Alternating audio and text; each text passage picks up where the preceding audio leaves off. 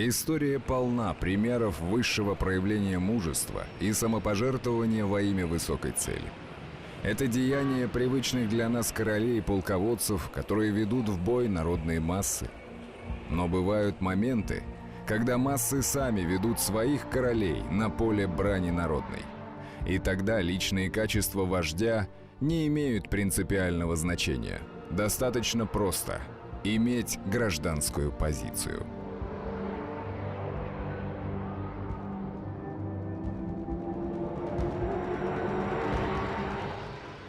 Отгремела гражданская война, разорвавшая историю России на то, что было до революции, и то, что стало после нее.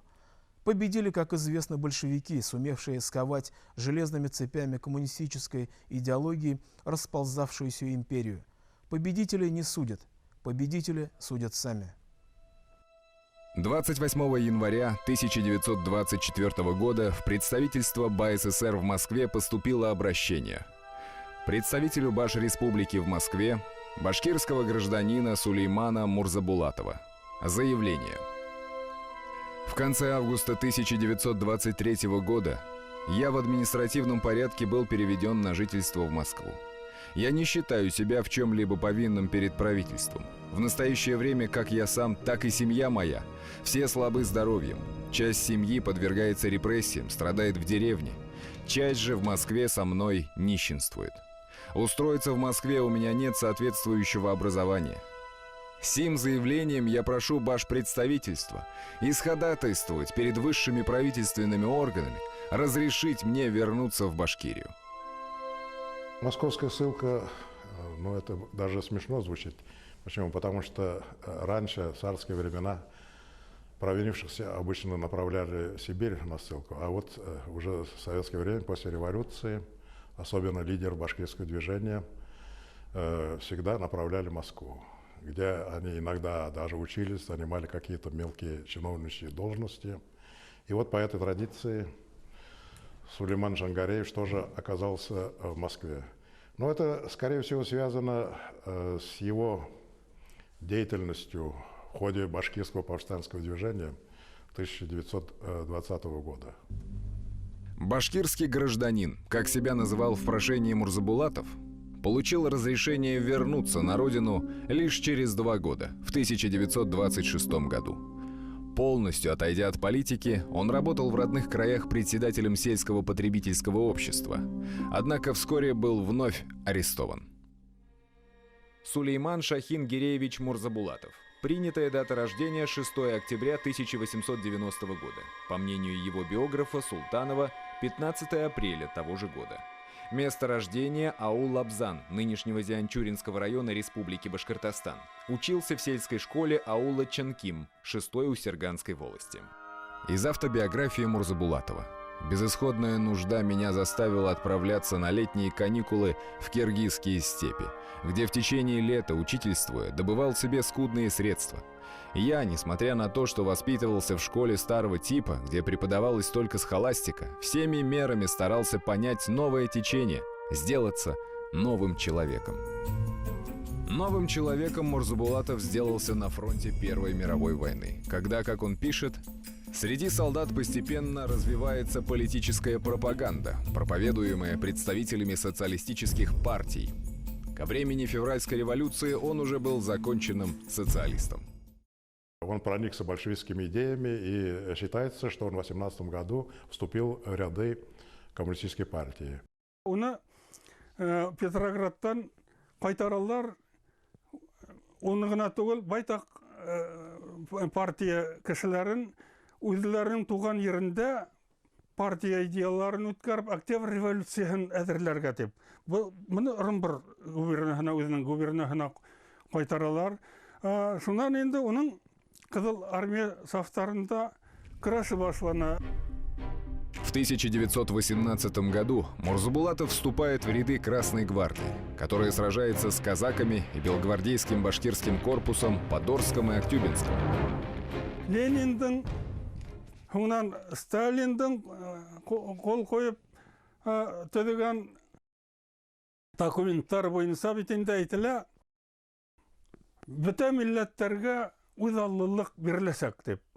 Менә шуға ышана. Шул юл белән Муса Мортазин күк безнең күренекле кешеләребез дә шулай ук фронтта большевик булып, шул ук большевиктар кулыннан автономия, башкортларга автономия алырга өмет итеп яшәделәр.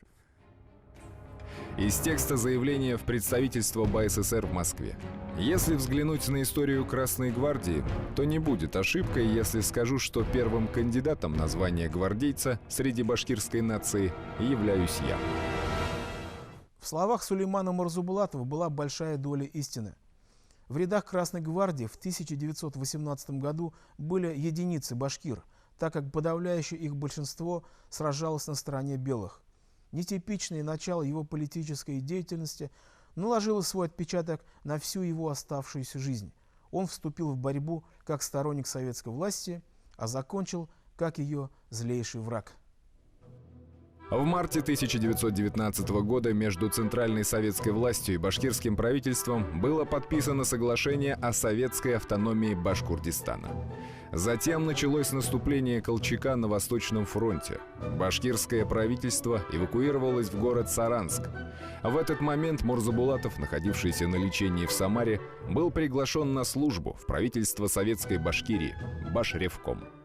Вскоре он стал исполняющим обязанности председателя Башчика, карающего органа революции. В белом башкирском движении он не участвовал, фактически не участвовал. Вот, в отличие, скажем, от других крупнейших лидеров башкирского национального движения. И поэтому ему, наверное, доверили, что он ничем себя не запятнал. Красногвардеец, участник Первой мировой войны, и член партии большевиков, все там сходится. И поэтому ему, наверное, доверили эту пост.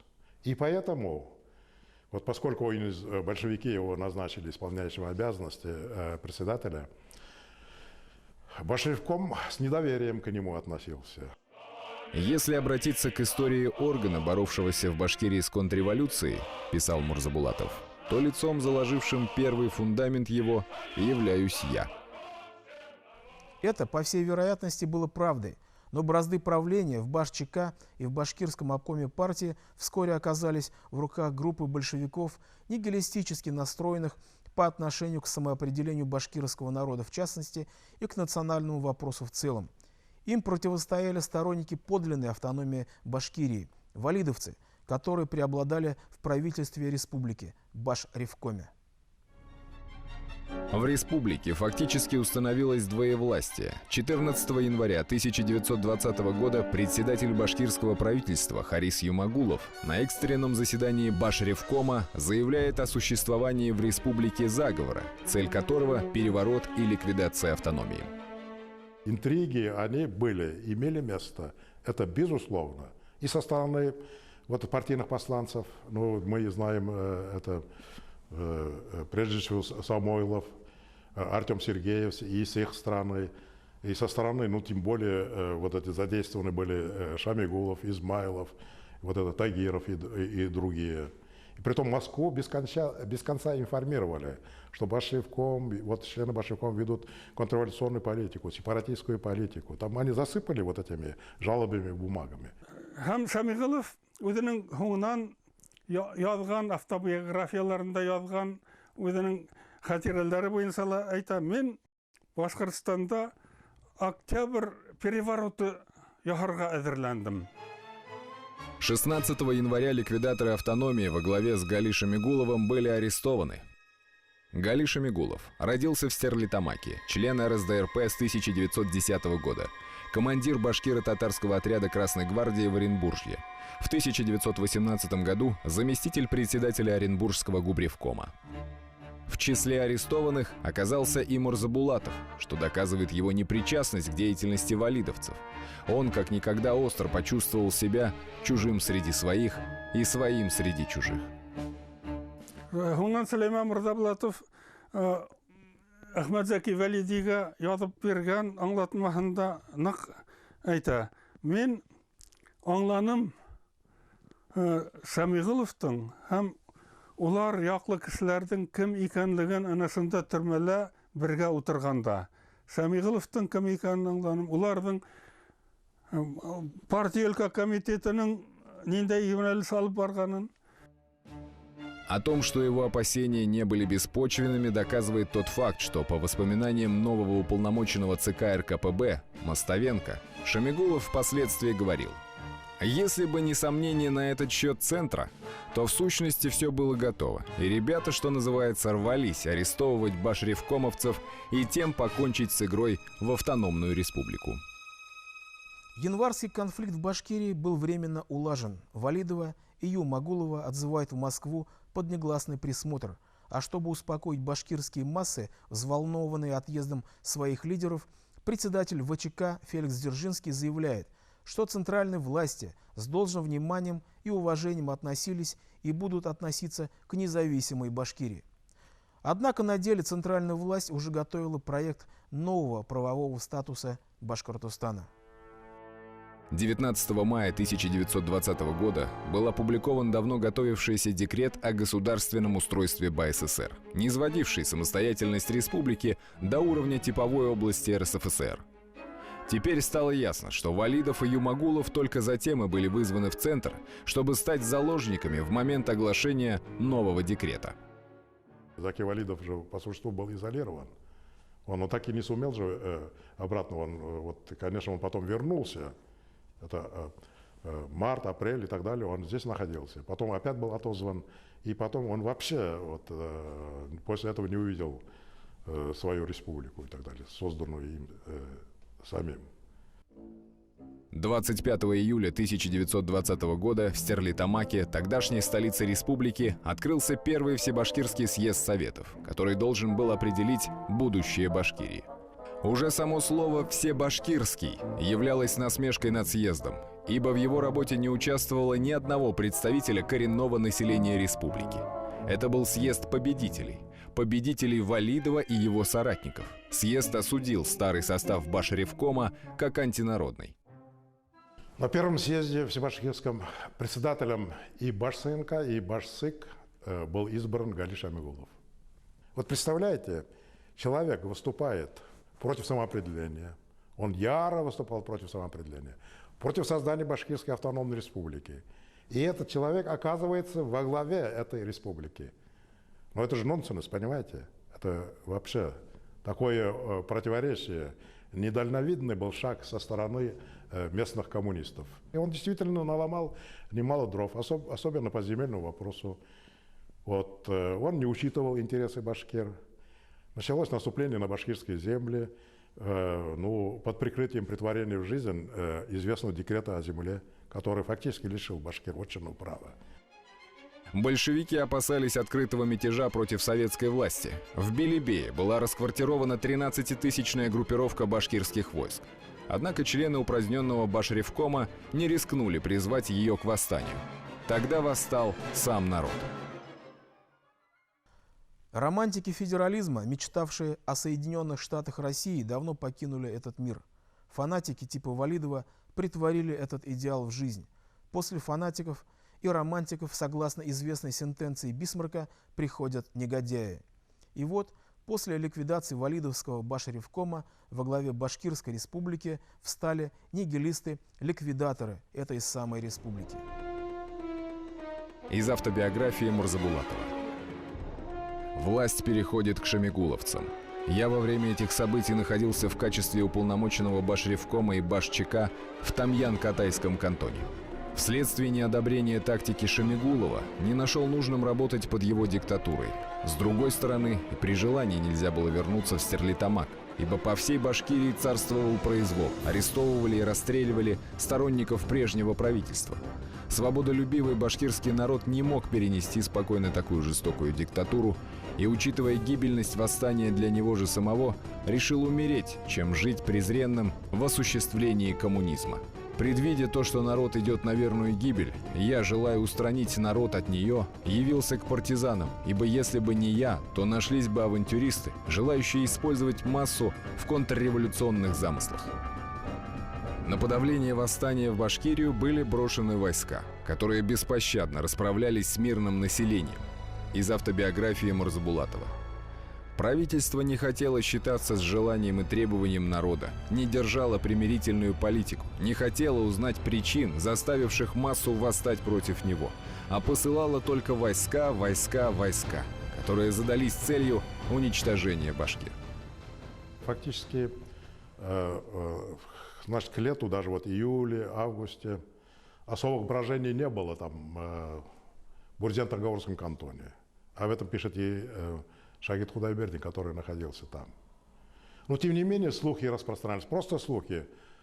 Дело в том, там было собрание, там вот это с обсуждением вот всех этих событий. И делегаты вот это кантонного съезда, ну, естественно, выступили с осуждением вот избрания Гали Шамигулова и его политику. И поэтому, хотя никаких там не было, это просто словесные. На съезде были отдельные выступления. Но, тем не менее, эти выступления были раздуты, пошли слухи, что якобы там готовится восстание. Сулейман Мурзабулатов, несмотря на свою некоторую нерешительность, представлял собой тип людей, которые всегда поступают не из холодного расчета, а по зову сердца. Как и когда большевик со стажем, один из первых башкирских красногвардейцев, председатель БашЧК, решил повернуть оружие против советской власти? Что надломилось в нем?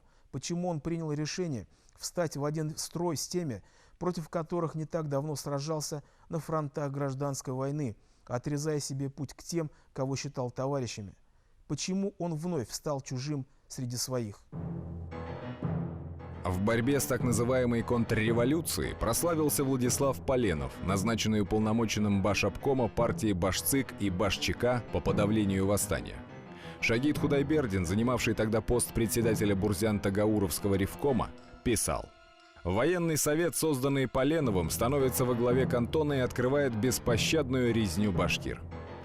Поленов имел явные садистские наклонности. В каждой башкирской деревне для внушения страха расстреливались до 12 совершенно безвинных человек. Но на этом каратели не останавливались. Как свидетельствуют очевидцы, при пытках заключенным грызли уши, кололи штыками, разрубали шашками и бросали трупы в шахты. В деревне Туктагулова расстреляны все. Одного человека Поленов поставил на колени и нанес несколько ударов шашкой по голове, отколол череп и спросил, мол, не надо ли сделать перевязку. Тот с усмешкой что-то произнес, тогда Поленов в его обнаженные мозги всадил штык. Человек был абсолютно неадекватный, с такими наклонностями, скажем, вот это отклонениями. Наверное, было какое-то отклонение. Это вот этот палаческий так. Он сам собственноручно казнил вот арестованных. Вот. И вот этот человек был направлен туда и объявил там военное положение, я же говорил. Расстрелы массовые устраивал. Вот.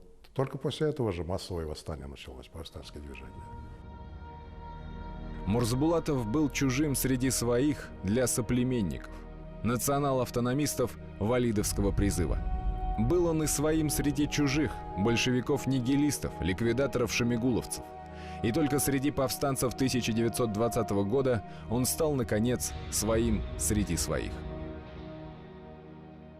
Сулейман Мурзабулатов ул халық құраллы хуғышында автономияны хақлап қалу үшін Башқұрт автономиясын, республикасын бірінші сиратта ул Реввайын Совет, Қызыл армияның, баш көтерген Қызыл армия Реввайын Советінің председателі, раисы. Ол, демек, харби кіші, харби яқтан етекші. Екіншінен, ол идеолог. Екі дивизия болғанда. Екі дивизияның бірінің командирі белдәлі болса Хажи Ахмет Унасов, икенчесенеке Фатхулла Магасумов. Военным предводителем восставших был Хаджи Ахмет Унасов, бывший каптенармус Бело-Башкирского корпуса, объявленный официальной пропагандой конокрадом и бандитом. Собрав силы, он повел наступление на Баймак, где находился штаб Поленова. Шагид Худайбердин в своих воспоминаниях пишет: нападавшие все были на конях и вооружены. Правда, винтовки имели не все. У большинства были палки с железными набалдашниками, топоры, ломы, дубины. Среди верховых всякий люд, от 15-летних мальчишек до седобородых стариков. Сначала банды потеснили нас и даже ворвались с одного конца в Баймак, но не выдержали огня, который вели по ним с горы, и отступили. Группируясь на склоне Ирандыка, банды несколько раз бросались в атаку, однако безуспешно. К осени 1920 года восстание не только не потушено, но, напротив, распространяется подобно лесному пожару. Огнем мятежа охвачено уже не только Бурзян-Тангауровский кантон, но и Тамьян-Катайский, Усерганский, Юрматынский. Восставшие организуются наподобие регулярной армии, организуется Реввоенсовет, все отряды сводятся в одну дивизию, которая получает название Башкирской повстанческой Красной армии. Шамигулов призывает на помощь Чеверева. Александр Чеверев родился в семье рабочего в Оренбурге. В 1918 году командир отряда Красной гвардии. В 1919-1920 годах подавлял крестьянские восстания в Уфимской губернии. В 1920 году командир 67-й стрелковой дивизии внутренней службы. По пути следования чеверевцы останавливались в башкирских деревнях и говорили, что, дескать, мы из Валидовской армии. Отношение к ним сразу же менялось. Чуть на руках нас не носили, читаем мы в мемуарах бывших чеверевцев. Тут на стол являлось все – кумыс, масло, баранина. И говорили: вы ведь наши, и для вас мы готовы пожертвовать всем имуществом. А вот скоро пойдут из Стерлитамака красные черти, которых мы и в избу не пустим. Затем чеверевцы говорили правду, что, мол, они и есть эти самые красные черти. И далее следовала кровавая расправа над сельчанами.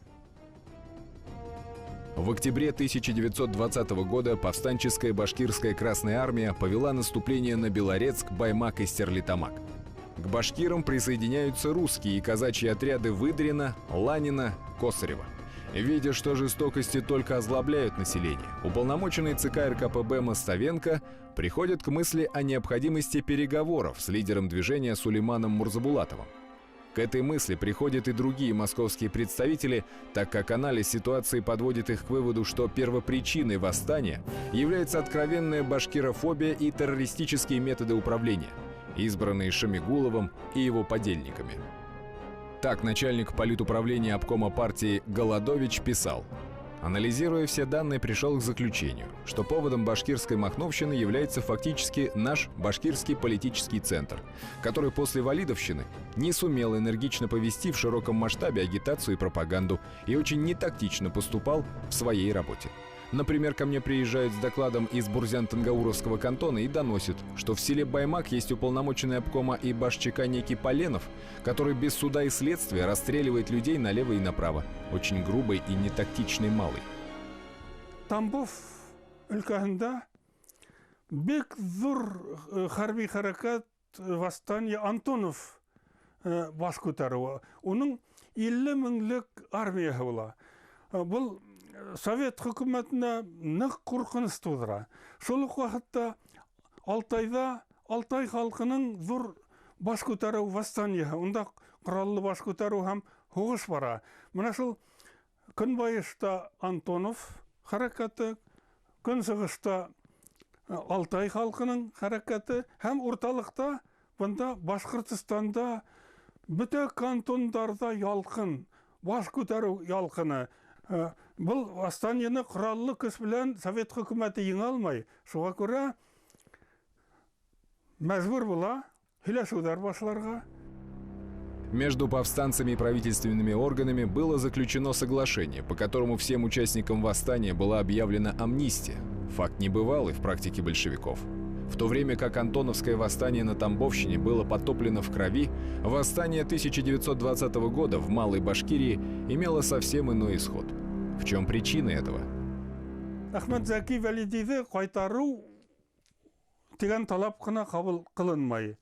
Ләкин бұл башқұрт халқының 200 ел бойына барған құраллы күрәші восстаниелардың соңғысы һәм еңу белән тамамлануы була. Состоявшийся в июле 1921 года Второй Всебашкирский съезд Советов закрепил итоги прошлогоднего восстания в Малой Башкирии.